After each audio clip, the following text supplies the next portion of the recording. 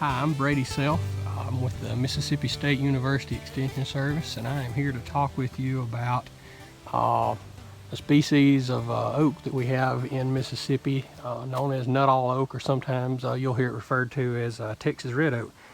It's one of the most commonly planted oak species that we have in hardwood plantations, not just in Mississippi, but in the South as a whole. And it's kind of an interesting species because Nuttall oak wood is typically going to be a lower quality than some of the other species of red oak that we use in a lot of our plantation efforts and natural regeneration, chiefly because of some of the persistent branches that you'll find that are just inherent to this species that don't turn loose and, as it self-prunes, if you want to look at it that way.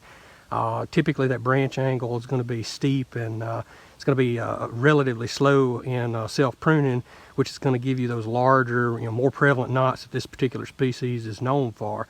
That said, there are some positives that you can associate with Nuttall oak that would make it, not a bad thing necessarily to be in your plantations and to include in those efforts.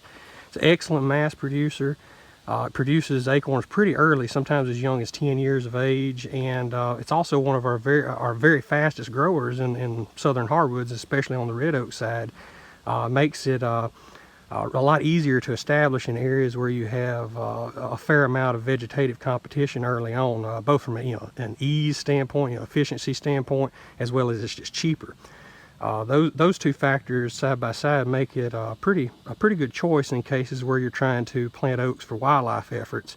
That said, you always want to pay attention to the fact that there's a lot of species site specificity when you deal with oaks, period.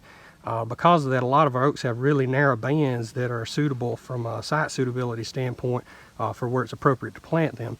Nuttall oak can be successfully planted on a lot of different sites because it's a really wide-ranging species. It can take a lot of different site conditions.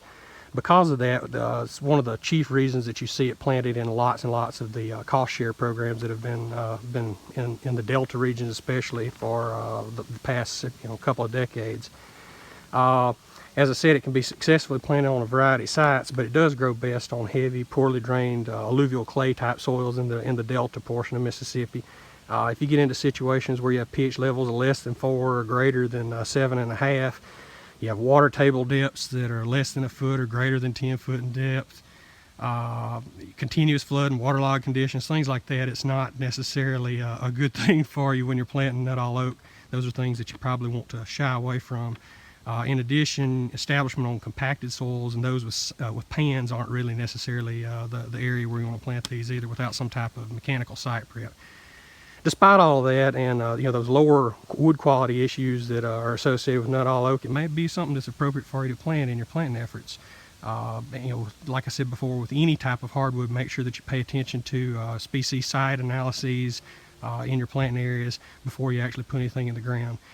For further information in that realm, look at MSU Extension publication 2004, Bottom of the Hardwood Management Species Site Relationships. Thanks. Bye.